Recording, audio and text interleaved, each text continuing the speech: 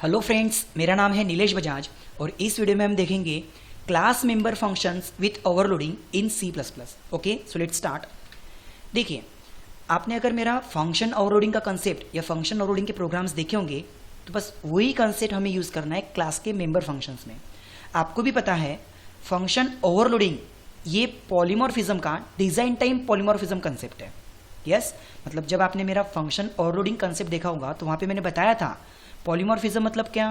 Polymorphism मतलब one name having more forms, one name having more form, और उसमें function overloading ये polymorphism का डिजाइन टाइम पॉलीमॉर्फिज्म वाला कंसेप्ट है।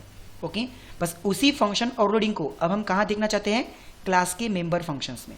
कहने का मतलब इसके पहले जब मैंने आपको फंक्शन ओवरलोडिंग बताया था तो वहां पे हमने क्या किए थे, बिना किसी क्लास बिना किसी ऑब्जेक्ट के नॉर्मली एक सिंपल प्रोग्राम बनाया था, लाइक हैश इंक्लूड के बाद अगर मैं एक ही नाम से सपोज मल्टीपल फंक्शंस बनाऊं, एक ही नाम से मल्टीपल फंक्शंस बनाऊं, बट उनके पैरामीटर्स अलग अलग, उनके क्या होने चाहिए, पैरामीटर्स अलग होने चाहिए। आइदर इन क्वांटिटी, जैसे इसमें एक भी पैरामीटर नहीं है तो इसमें एक पैरामीटर है, मतलब कंपाइलर क्या करेगा, कॉल करते वक्त अगर उस नाम से उसने उसको कॉल किया, कंपाइलर ने फंक्शन को अगर कॉल किया तो यहाँ पे नाम सेम होने की वजह से कंपाइलर कंफ्यूज, बट वो चेक करेगा कि कॉल करते वक्त अगर आपने एक भी पैरामीटर पास नहीं किया तो वो किसको कॉल करेगा, पहले वाले को, और फिर से कॉल करते वक्त अगर आपने सपोज एक पैरामीटर पास किया तो वो किसको कॉल करेगा, जिसके पास में एक पैरामीटर है।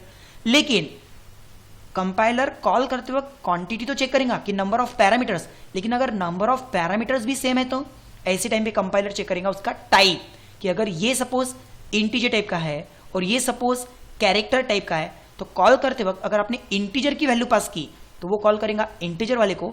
सेम कॉल करते वक्त अगर आपने ए की वैल्यू पास की बट फ्लोट की तो वो कॉल करेगा फ्लोट वाले को। सो फंक्शन ओवरलोडिंग मैंने उस वक्त भी बताया था कि when functions name are same but their parameters are different is called function overloading. So at the time of calling, compiler will check either number of parameters, and if number of parameter are same then compiler check types of parameter. वहां पे मैंने आपको एक चीज और बताई थी कि अगर एक ही पैरामीटर है, सपोज इसके पास में भी एक ही पैरामीटर है और ये इंटीजर का पैरामीटर है और ये फ्लोट का पैरामीटर है, तो कॉल करते वक्त इंटीजर की वैल्यू अगर आपने पास किया तो वो डायरेक्ट इंटीजर को कॉल करेगा। लेकिन फ्लोट की वैल्यू के साथ में अगर सपोज मैं यहाँ पे फ्लोट की वैल्यू लिखता हूँ तो साथ में एफ लिखना कंपलसरी है। मैंने ये चीज वहां पे आपको बताई थी कि इंटीजर की वैल्यू के फंक्शंस को अगर आप कॉल कर रहे हो तो आप डायरेक्ट इंटीजर की वैल्यू पास कर सकते हो, लेकिन अगर आप फ्लोट वाले पैरामीटर को कॉल कर रहे हो तो साथ में लाइक सपोज मैंने 5.5 तो मुझे साथ में एफ कॉल करना जरूरी है।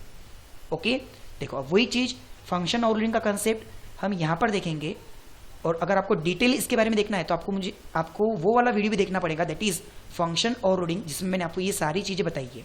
ओके, देखिए तो अभी हम नॉर्मली क्या करते हैं कि क्लास के पास सपोज पब्लिक सेक्शन है और उस पब्लिक सेक्शन में उसने एक फंक्शन बनाया, सपोज लाइक void fun1 नाम से एक फंक्शन, जिसके अंदर हम नॉर्मली कोडिंग करेंगे it is function 1. So cout it is function 1. Okay, it is func1. Now endl. Same इसी तरह अगर क्लास के पास में और एक फंक्शन है, चलो इसको मैंने कॉपी किया और यहाँ पे आके पेस्ट किया, सपोज इसके पास में और एक फंक्शन है बट उसका नाम सपोज मैं डिफरेंट रख दूँ तो फिर ये फंक्शन ओवरलोडिंग नहीं हुआ, क्योंकि क्लास के मेंबर्स अलग अलग नाम से है। और जब मैं इस क्लास का ऑब्जेक्ट बनाऊंगा, लाइक सैंपल क्लास का एक ऑब्जेक्ट S1, एक ऑब्जेक्ट S2 जो भी है, तो S1 जब फंक्शन 1 को कॉल करेगा तो आउटपुट क्या आएगा, फंक्शन 1, और जब फंक्शन 2 को कॉल करेगा तो आउटपुट क्या आना चाहिए, जो भी उसके अंदर डेटा लिखे हुए रहेगा, लाइक फंक्शन 2। देखो इसको हम रन करते हैं, मतलब फंक्शन 1 और फंक्शन 2 दोनों का आउटपुट हुआ। लेकिन अगर मैं दोनों का नाम सेम कर दूं तो अगेन फंक्शन ओवरलोडिंग हो गया। और जब मैंने आपको फंक्शन ओवरलोडिंग का टॉपिक पढ़ाया था तो उसमें बताया था कि फंक्शन के नाम भले ही सेम हो, उनके पैरामीटर्स अलग अलग होने चाहिए। जैसे यहाँ पे मैंने पैरामीटर कुछ अलग कर दिया क्वांटिटी में कि भाई इसके पास में एक भी पैरामीटर नहीं और इसके पास में एक पैरामीटर है। तो जब मैंने फंक्शन 1 कॉल किया जब मैंने फंक्शन 1 कॉल किया बिना किसी पैरामीटर के, ऑब्वियसली वो किसको कॉल करेगा, पहले वाले फंक्शन को। देखिए, और अगर मुझे दूसरा फंक्शन कॉल करना है जिसका नाम फंक्शन 1 ही है, तो यहाँ पे मुझे क्या करना पड़ेगा, नाम तो वही है बट उसके साथ में कुछ ना कुछ वैल्यू पास करना पड़ेगा। ओके, देखिए दोनों भी कॉल हो गए। अब मुझे सपोज यहाँ पे तीसरा और एक फंक्शन बनाना है, उसका भी नाम वही सेम फंक्शन 1, बट इसके अंदर पैरामीटर मुझे एक ही लेना है। यहाँ पे ले लिया मैंने सपोज कैरेक्टर का पैरामीटर। ओके, कहने का मतलब एक तो उनके नंबर ऑफ पैरामीटर्स अलग अलग चाहिए, या फिर अगर नंबर ऑफ पैरामीटर सेम हो जाए तो फिर टाइप्स अलग चाहिए। चलो इसको हम बोलते हैं it is third function, like cout. इसमें हम क्या लिखेंगे, इट इज फंक्शन 3। और फिर ये कब कॉल होगा, जब आप फंक्शन को कॉल करेंगे नाम तो वही रहेगा, जैसे पहले इसको कॉल किया उसका नाम वही था, सिर्फ पैरामीटर कुछ नहीं था। दूसरे टाइम कॉल किया उसका भी नाम वही था, लेकिन इसमें एक इंटीजर का पैरामीटर पास किया। और अब फिर से मैं उसी नाम से फंक्शन कॉल करूंगा, लेकिन इसके अंदर मुझे क्या पास करना है, कोई तो भी एक कैरेक्टर की वैल्यू। ओके, देखिए तीनों भी कॉल हो गए। अब जैसा मैंने फंक्शन ओवरलोडिंग के टॉपिक के टाइम पे भी बताया था कि अगर इसके पास में इंटीजर का एक पैरामीटर है और इसके पास में एक फ्लोट का पैरामीटर है, देन यहां पे आपने अगर इंटीजर की वैल्यू पास की तो वो नॉर्मली इंटीजर वाले को कॉल कर लेगा, लेकिन यहां पर अगर आपने सपोज 5.5 फ्लोट की वैल्यू पास की और इसके साथ में f नहीं लिखा तो एरर।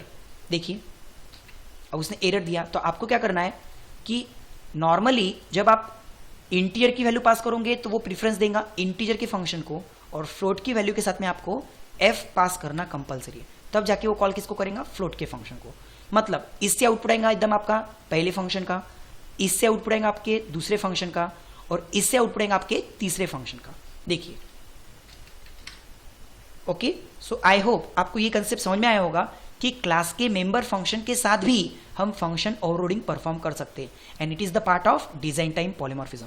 फंक्शन ओवरलोडिंग में आपको एक और चीज ध्यान रखना है कि अगर आप एक ही जगह पे अगर एक नाम के फंक्शन यूज करते हो, then it is called function overloading. कहने का मतलब जैसे यहाँ पे मैंने कौन सा क्लास यूज किया, सैंपल, तो इसी क्लास के अंदर मैंने एक ही नाम के फंक्शंस बनाए।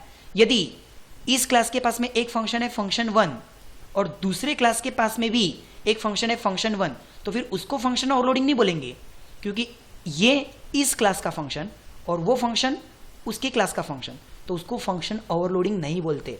जब एक ही जगह पे एक नाम से फंक्शंस आ जाए, then it is called function overloading, ताकि जब ऑब्जेक्ट कॉल करेगा तो उसको चेक करना पड़ेगा आइदर नंबर ऑफ पैरामीटर्स या फिर types of parameters. Okay, so I hope आपको ये कंसेप्ट अच्छे से समझाऊंगा।